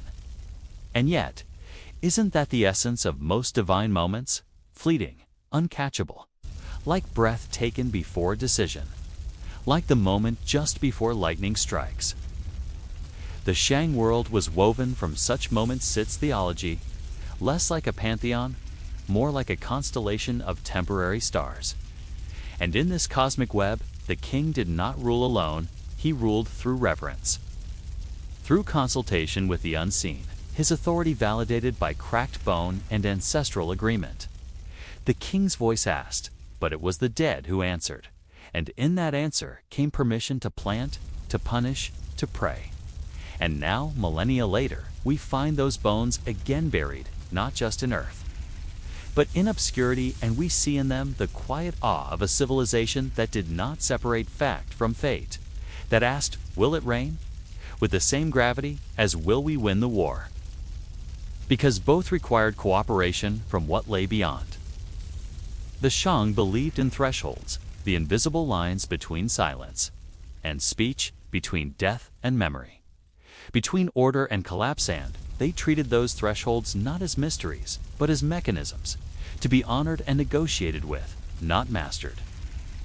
Perhaps that is why so many of their gods remain unknown to us, because they were not prayed to in love or fear, but in function. The god of proper burial, the god of door hinges, the god of the 5th day of the lunar cycle. And when those functions passed, when the rituals changed, when the kings fell, so too did the gods. They were not betrayed or defeated, they were simply no longer needed. And yet the ritual lived not in fire and bone, but in the shape of Chinese script, in the reverence for ancestors that still echoes in quiet homes, where incense is lit, not for spectacle, but for continuity, where names are spoken not for glory, but for remembrance. And perhaps, just perhaps, In that act the quiet offering, the bowed head. The name murmured to the air. We approach the same silence the Shang once did. Not asking for miracles. Not pleading for power, but hoping simply to be heard. Because the gods they carved into bone are not gone completely, not if we still wonder, not if we still mark our lives with questions. Not if we still believe that meaning hides in patterns, in pauses, in fractures. The fire is gone, yes, and the priests long turned to dust, but the shell remains, and the crack remains, and the question always, the question remains. And as you sit here now, reading across centuries, across languages, you are part of that continuity. You are one more observer in the long line of the curious, the cautious, the reverent. And maybe the gods do not speak anymore, because they were never meant to speak loudly. Maybe they are still listening, still waiting for the right kind of silence, for the precise heat of inquiry, for someone to pick up a forgotten shell and say again, with care and clarity, will it rain tomorrow? Or will my child survive the winter? Or even, simply, is anyone there? Because the act of asking is itself sacred, and every question, carved with intention, becomes a ritual of remembrance. And so as the world spins on, and ancient capitals collapse into farmland, and royal bloodlines turn to myth, and scholars debate the etymology of words no longer spoken, somewhere just maybe that which nots lingers still, listening not for worship, but for recognition. And he who watches waits not in the clouds, but in the creak of a floorboard, in the space between breath and reply, in the crack that follows pressure. The Shang are gone, their gods unnamed, their stories unwritten. But their questions endure, and that may be all that matters. Because if you listen closely in your own life and the rituals you don't know you perform, pausing at doorways, whispering a name before you sleep, wondering at the stars you may find, just faintly, that the silence answers back. Imagine awakening not into flesh, but into marble, your body smooth, pale, and unyielding, polished to an ethereal gleam under the Mediterranean sun. Your gaze is fixed, eternal, cast over the bustling forum where citizens barter, magistrates proclaim, and generals march. Yet you do not blink. Your lips, though shaped in perfect proportion, never move, and yet you are heard through law, through ritual, through fear, through habit. You are not hidden in the heavens, or draped in clouds, or seated on some unreachable peak of Olympus. You are here among them, not a symbol of divinity, but its embodiment present in marketplaces minted on coins, whispered in supplication before wars, carved into stone above thresholds, and sealed into the calendars that govern the rhythm of the year. You are a god, not abstract or unknowable, but part of daily life, institutionalized, ceremonial, politicized. In Rome, divinity is not transcendence, it is function, it is bureaucracy, it is omnipresence, not through belief, but through necessity. The Roman gods, unlike their Greek cousins, were not unruly forces of nature shaped by myth and drama, but were instead administrators of the cosmos, each with jurisdiction, each with responsibility, each with a job. Jupiter reigned above as sovereign, but his authority was not emotional or whimsical, it was executive. Beneath him, gods such as Juno governed marriage and childbirth, Mars oversaw warfare and discipline, Venus mediated love and civic unity, Vesta guarded the eternal hearth of the city, Minerva instructed artisans and scholars, Neptune ruled the sea with calculated command, and Mercury facilitated trade and contracts with the precision of a postal clerk. Every god was assigned a portfolio, a ministry of the divine state, and within that framework, divinity became a mirror of Roman governance, structured, hierarchical, utilitarian. Even the lesser-known deities held office. Janus presided over beginnings and doorways, his two faces watching both past and future. Clocina watched over the sewers, goddess of filth, but also of purification. Limentinus protected thresholds, and Cardia, goddess of hinges, ensured that what opened could also close.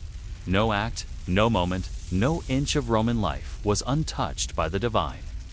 From the first cry of birth to the last breath of death, gods were invoked not for love or awe, but for order and result. Each festival, each sacrifice, each augury was a contract.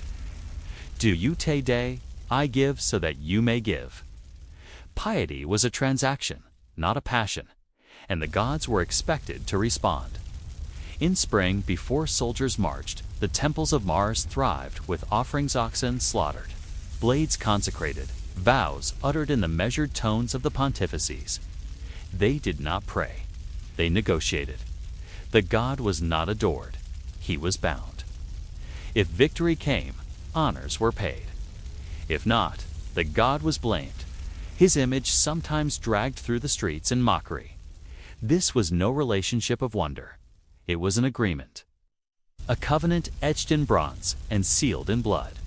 Even temples themselves reflected this civic function, not shrouded in silence or mysticism, but active, open, often loud. They hosted not just rites, but public meetings, legal ceremonies, the swearing of oaths, the organization of festivals, and even the collection of taxes. The temple of Jupiter, Optimus Maximus, was less cathedral than capital. They tended calendars, interpreted omens, executed rituals with exactitude. Their role was not to spread belief, but to maintain balance. They were functionaries of faith. And as the Republic transformed into empire, the divine order expanded. Human rulers began to ascend into the realm of the gods. Julius Caesar, assassinated by men but resurrected by decree, became Divus Julius, the divine Julius. His adopted son, Octavian Augustus, claimed the title son of a god, and later, subtly and then overtly, assumed divine honors himself. Statues of Augustus adorned temples. Altars were dedicated to his genius, his divine spirit. Prayers were spoken not only to the gods of old, but to the emperor himself. To be divine in Rome was no longer limited to the mythic. It could be earned, it could be awarded, it could be manufactured. Even in death, divinity was an imperial prerogative. Emperors passed into apotheosis like senators into office. Yet divinity posthumously granted carried the echo of statecraft more than sanctity, because to be declared a god was often less about piety and more about legitimacy. It was propaganda. It was continuity. It was cement for dynasties. But this transformation did not dethrone the older gods. It layered them into new hierarchies. The imperial cult coexisted with traditional worship, but it reshaped how Romans understood the sacred. The emperor was not just a ruler. He became an intermediary between mortals and immortals, an axis mundi, an embodiment of Roman order. Even so, the divine remained utilitarian. If an emperor failed in war, if famine struck, his temples grew quiet. Divinity was always conditional. Even the gods knew that silence meant irrelevance. And so, you endure not by command, not by miracle, but by pattern. To endure as a Roman god was a burden cloaked in majesty. Imagine the sensation of being everywhere and nowhere at once, your name etched into coins, but never spoken with warmth. Your likeness gilded into armor, but never touched in intimacy.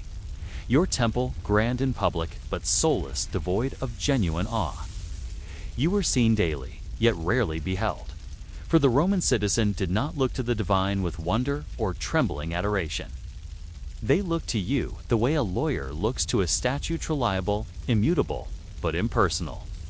Your presence was an expectation, not an exception, and in this constancy lay a peculiar form of exile. You, a god, were never allowed to rest. The sun rose, the omens were read, the augurs cast their birds into the sky, and your will was presumed. You had no voice of your own. Only rituals interpreted your silence. You were less like a father or a mother to your people, and more like a constitution held. Cited, feared when necessary, but never loved. The festivals in your honor were choreographed with the precision of political theater. Behind the incense and wine and sacrificial blood, there was calculation. For every offering, there was expectation. For every libation, a clause. A drought, Ceres, must be dissatisfied. A plague, Apollo must be offended. A string of military defeats, Us, surely has withdrawn his favor. And so priests scrambled to recalibrate rituals, to re-establish contracts, to realign heaven and earth. You, the god, became a barometer for civic anxiety. You were both the scapegoat and the savior, depending on the harvest. And when your name no longer served the machinery of the state, it began to deconate with violence, but with quiet neglect. The decline of your cult was not marked by rebellion or fire, but by inattention. 1 year, your feast is celebrated with fewer garlands. The next, the temple doors creak open only once. Then, one day, the doors stay closed. Your statue, once bathed in perfumed oils, stands dry and pale. The bronze urns gather dust. The sacred flame dies. No one notices. Not at first, but you feel it. The city pulses differently. The rhythm that once rose and fell with your rites now beats to another measure. A new god is being spoken of, one without image, one whose temple is the heart. This god does not ask for contracts. He demands belief, and belief is a fire unlike any you have known. You feel its heat before you see its shape. Christianity does not storm your altars, it seeps beneath them. Converts do not deface your statues, they walk past them. Their silence is sharper than chisels. As the emperors themselves adopt this new faith, the old gods find themselves displaced, not by conquest, but by irrelevance. Your temples become grain stores, their marble cannibalized to build churches. Your priests become anachronisms, and yet you are not dead, not truly. For death implies an ending, but you linger. In marble fragments dug from vineyards, in inscriptions half buried beneath basilicas, in the architectural bones of Rome itself, you are not remembered as divine, but you are remembered, and perhaps that, in the end, is the truest immortality. You were once pax, the embodiment of peace, not peace as a feeling, but peace as a function. Treaties signed under your gaze, boundaries marked in your name. You were Victoria, victory herself, sculpted as a winged woman standing triumphant over the chaos of war. You were Fides Trust, not the sentimental bond between people, but the legal glue that bound the Republic together. You were the abstraction made real, the invisible made visible. But when belief changed its nature, when it became personal, emotional, interior, you were left behind. No longer was it enough to serve. The gods now had to love and be loved. And you, the ancient Roman god, knew not how to love. You knew how to govern, how to bind, how to sustain, but not how to be intimate. You were a system, not a spirit, a state religion, not a salvation. And yet, in your absence, there is an ache. The modern visitor to Rome feels it not in churches, but in ruins. They do not kneel before your altars, but they stare at your columns with reverence. Something in the human soul still responds to your silence. You are not prayed to, but you are photographed. You are not worshipped, but you are imagined. Tourists walk the Via Sacra and wonder what it was like when you were real. They marveled at your temples, not for their faith, but for their endurance. Perhaps this is the final stage of divinity, not to be feared, not to be obeyed, but to be contemplated. To be a subject of thought rather than devotion. You have become the philosopher's god, the poet's metaphor, the sculptor's muse. And though your name no longer holds power, it still echoes. Mars in the name of planets, Mercury in medicine, Janus in January. Your footprints line the very structure of the modern mind. You are forgotten only on the surface. Beneath, you persist. Because to be a god in Rome was never truly about faith. It was about order, and order, once formed, never fully unravels. Its traces remain in laws, in customs, in language. To be a god in ancient Rome was to become part of a machine that outlived its engineers. a wheel set spinning that never stops, only changes gears. And so you remain, not with thunder or fire, but with gravity. You are the weight in the stone, the echo in the forum, the unnamed awe in an archway's curve, the shiver that passes through a person standing alone amid ruins, unsure why they feel watched. You are the presence that lingers after presence fades. You are divinity institutionalized, fossilized, and yet still warm to the touch. A system once divine, a god once essential, a name now worn but never erased. To be a god in ancient Rome was also to inhabit the most intimate corners of human life. It was not just about grandeur, power, or the civic stage. It was about the private, the small, the constant. Beyond the grandeur of the Capitoline Hill, beyond the marble and gold of public temples, there existed quieter, gentler godslayeries, penates, and genius deities of the home and hearth, worshipped not by the multitude, but by families. Every Roman household, from the wealthiest patrician villa to the humblest insula apartment, held a sacred space aurarium, often tucked into a kitchen alcove or mounted above a dining room shelf. It was there that the gods of daily life received their offerings. A splash of wine, a piece of bread, a whispered plea. These were not spectacles for crowds, but rituals of habit and affection. The lares, protectors of the household and guardians of boundaries, were invoked during births, deaths, and every evening meal. The penates, guardians of the pantry and sustenance, watched over the storage of grain, oil, and salt. And the genius of personal guardian spirit, unique to each individual, was honored on birthdays, a ritual acknowledgement of one's internal divinity. To be such a god was to be beloved in a way Jupiter never was. You did not command armies or shake the sky, but you lived beside your people. You saw their fears, their joy, their mourning.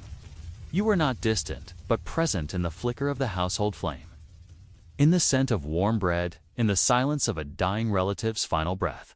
If Jupiter was the emperor, you were the neighbor. If Mars was the general, you were the friend. The affection bestowed upon you was not born of obligation, but of familiarity. Your memory endured not in monuments, but in tradition, the way a mother taught her daughter to light the family's sacred flame, or a father showed his son how to pour the first drop of wine before drinking. And yet, even these gods, whose roots dug deepest into the Roman soul, began to erode when the empire shifted its spiritual axis. As new beliefs arrived, beliefs centered on interior devotion rather than external ritual, the household gods found themselves displaced, not through violence, but through disuse.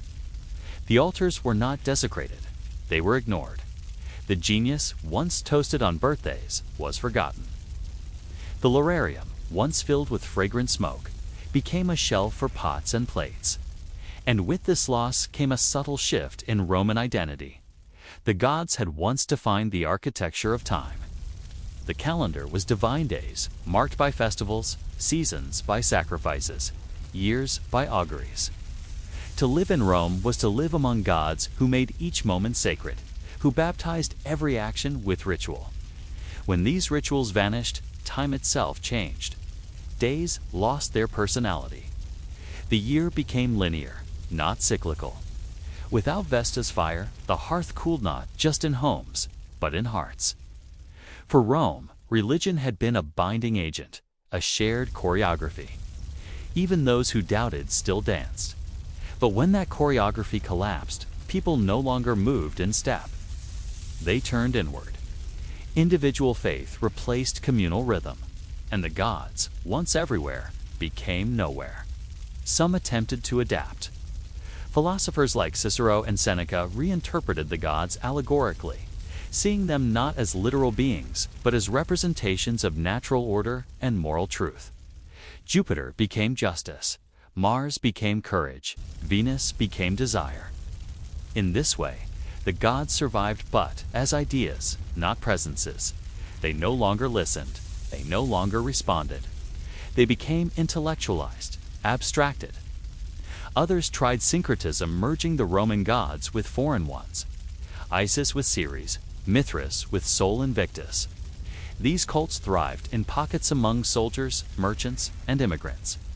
Their rituals were secretive, emotional, experiential, far removed from the formal, dry ceremonies of traditional Roman worship. And for a time, the old gods coexisted with the new. Rome was vast, and its spiritual ecosystem diverse. But time was not on the side of the gods. As the Christian message spread, offering salvation, forgiveness, eternal life, eroded the foundation on which the Roman gods stood. Reciprocity, obligation, conditional favor. A God who loved you unconditionally required no contract. A God who suffered for you asked for no offering. A God who promised heaven rendered temples obsolete. And so, temple by temple, the gods were dismissed, not refuted, but rendered unnecessary. Their disappearance did not happen in a single edict or war. It was a slow tide, imperceptible at first, then undeniable. Children grew up never learning the old prayers. Priests died without successors. Festivals were repurposed, renamed, then removed. The temples were sold, stripped, or left to decay. The great statue of Jupiter in the Capitoline Temple, once the city's sacred axis, was taken down, not smashed, but dismantled like an outdated machine. Pieces of it were melted into coins or tools. The divine became scrap. The gods themselves, if they still lingered, watched in silence, for they were never meant to intervene. That was never their role. They were not saviors. They were structures. And structures collapse. But what lingers after a structure falls? Its shape in memory, its influence in language, its pattern in behavior. Even today, the fingerprints of Roman divinity remain. In our calendars, we still echo Janus with January, Mars with March, Juno with June. In our words, we summon Mercury when we speak of mercurial minds, or Venus when we invoke beauty.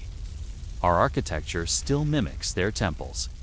Our legal systems still inherit their logic. Our art still borrows their iconography. We may not bow to them, but we still walk among their shadows. And sometimes, in the quiet spaces between things, they whisper not with words, but with presence. A statue, long eroded, still conveys power. An inscription, half-worn, still asserts authority. A ruined temple, open to the sky, still demands reverence. We no longer fear the gods, but perhaps we still feel them. And in the end, when the rituals stopped and the fires dimmed, what remained of the gods was not their dominion, but their form. The marble endured. The myths, fragile, mutable, told in hushed voices across generations, shifted. Evolved, were rewritten, but the statues stayed. They stood through rain and sun, war and neglect, earthquakes and politics, bearing witness to a world that no longer remembered their names, yet instinctively respected their gaze. Their presence became architectural rather than spiritual, aesthetic rather than theological. Yet even as objects of decoration, they exuded something more. Not power, not threat, but gravity. A kind of sacred residue. Tourists touched the hem of a toga carved from stone and felt, inexplicably, reverence. Schoolchildren passed between broken pillars and fell into silence. Not because they believed, but because they sensed that others once had. And that belief, though extinguished, left behind a kind of ash. You cannot always see it, but you feel it under your skin. That is the final state of divinity.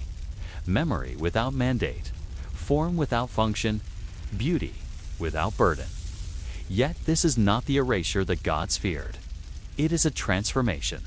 For to be remembered is its own kind of worship. And they are remembered not through hymns, but through architecture lectures. Not through sacrifice, but through museum guides. Not through fear, but through fascination. They have passed into another realm, not of Olympus, not of the heavens, but of the archive. The gods of ancient Rome now live in indexes, in dissertations, in podcast episodes, and university syllabi. They are taught, they are debated, they are filmed. Room. They have become intellectual afterlives, no longer feared, but no longer forgotten.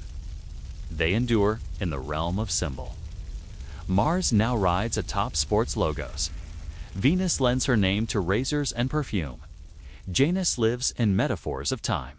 And though they no longer rule lives, they shape imaginations. That, too, is power. Not the power to command legions or cast thunder, but the subtler influence of association, myth, and metaphor. Even in science, the old gods persist: Apollo in moon missions, Mercury in thermometers, Saturn in the rings of gas giants. The celestial order still borrows Roman nomenclature. They name the planets not with numbers, but with stories. Because even as belief died, narrative survived, and narrative is immortal. The gods, stripped of their altars, found resurrection in language. To speak of mercurial moods, of martial spirits, of venereal beauty, is to invoke them, however unconsciously. We mouth their names daily without realizing it. They have become the grammar of our culture, the punctuation of our worldviews. And that is perhaps the most enduring kind of divinity, not one that demands prayer, but one that is invisible and foundational. The gods now live in metaphor, but even metaphors have weight. Even abandoned symbols carry echoes. Walk through the ruins of Rome and listen. The stones do not speak, but they remember. They have borne the footprints of centuries. They have heard senators lie, priests chant, emperors whisper.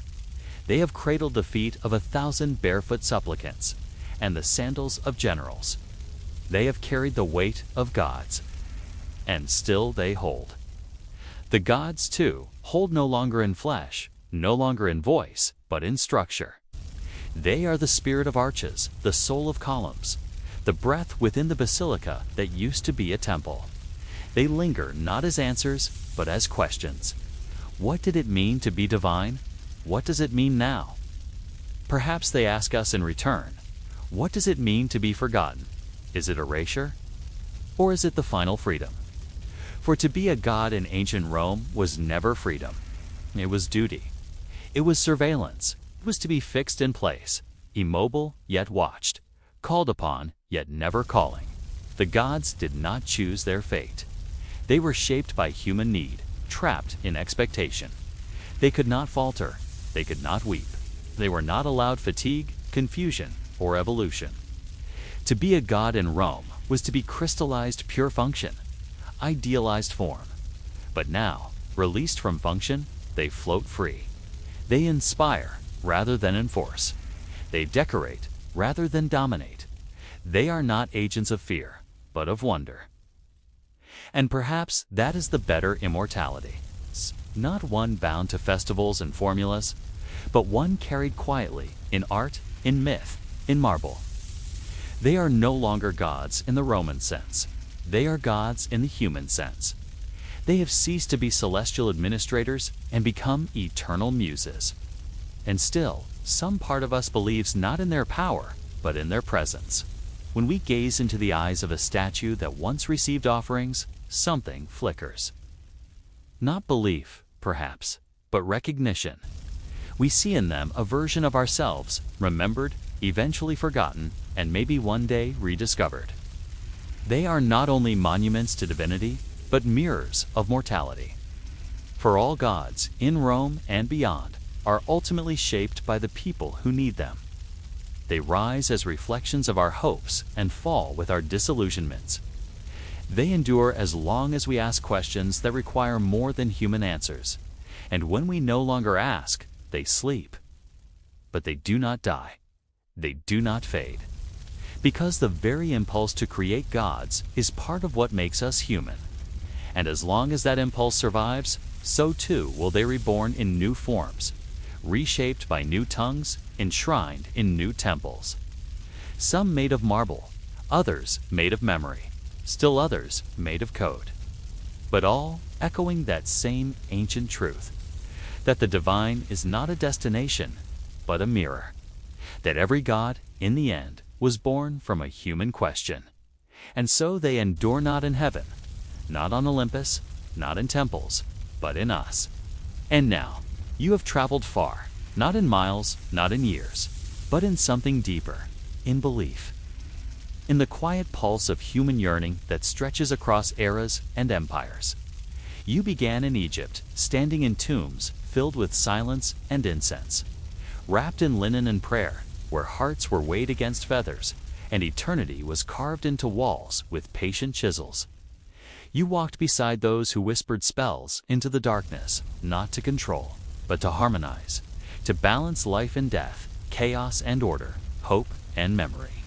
Then you turned and followed Inanna, the Queen of Heaven, descending layer by layer, stripping away crown and robe and title until she stood bare before the forces below. Vulnerable, human, divine. You saw her die. You watched her return, not unchanged, but wiser, transformed by descent. You stood among the burning bones of Shang, China, where gods answered in the cracked patterns of heated oracle bones, and kings listened with reverence to the soundless voice of the divine etched into silence. Their divinity spoke not through thunder, but through fracture, a whisper carved in heat and ash. And then you found yourself beneath the archways of Rome, among towering columns and civic pomp, where gods were appointed like magistrates, served like patrons, institutionalized into offices of marble and smoke. These gods did not rage. They administrated. They oversaw marriages, watched over contracts, guarded thresholds, and governed the harvest. You watched them ascend with empires and fade with the same med, and across all these lands, across all these centuries. What began to emerge was a thread, something soft, ancient, and familiar. A rhythm, a pattern, a shared gesture across cultures. The outstretched hand, the bowed head. The offering, always something given in the hope of something returned. It was never the gods themselves that were identical, but the shape they took in the heart of humanity. A belief in order beyond the visible, a desire to be seen, to be heard by something greater. A fear of being left alone in a world that moves too fast, too cruelly, too indifferently. And that is what you've really walked through. Not mythology, but meaning. These were not superstitions. They were structures. They gave names to grief. They wrapped rituals around birth. They justified power and soothed loss. They gave children stories to sleep beside. And even now, when temples are quieter and the stars are mapped rather than prayed to, the rhythm has not fully stopped. Priests wear different robes. Sacrifices have become symbols. Offerings are set upon digital shelves, placed into search bars rather than on altars. But still, people light candles. Still, they whisper to stones, to trees, to photographs, to graves. Still, they look to the sky not just for weather, but for wonder. And sometimes, in quiet rooms, behind locked doors, or beneath open stars, someone still speaks to a god they no longer believe in, just in case. Because belief was never just about truth, it was about longing, and that never leaves us. And so, let it go now, not in rejection, but in rest. Let the timeline unravel. Let the names blur. Let the facts become mist. Imondia, you've carried them long enough. Let them become weightless fragments, like dust in sunlight, like echoes fading behind you. You do not need to remember the exact shape of a temple or the precise wording of a spell. You do not need to recall which goddess governed door hinges or which god ruled the underworld. They have done their work. They can sleep now, and you, too, can rest. Right now, you are not in a temple. You are not facing judgment. You are not balancing scales or reciting spells. You are simply still in a quiet room, in a warm bed, in your own breath. There is no divine name you must recall, no script to follow, only the soft, slow rhythm of your own heartbeat, only the gravity of your own body sinking into comfort. This is the real miracle, not the gods outside, but the stillness within. And if it is true, as some say, that gods disappear when they are no longer remembered, then tonight you have brought them back, not through worship, but through witness. You listened. You walked with them. You carried their names, their stories, even for a moment. And that is enough. You have honored their fading with presence. And now, let them rest. Let them return to stone, to symbol, to silence. Close your eyes. Let the echoes fade. You have journeyed far, not in space, but in spirit. You have crossed dynasties and deserts, temples and texts. Now it is time to return, not to history, but to your own dream, to the sanctuary of your body, to the temple of sleep. Breathe deep. Let it all go. The gods are silent now, and so you may be too.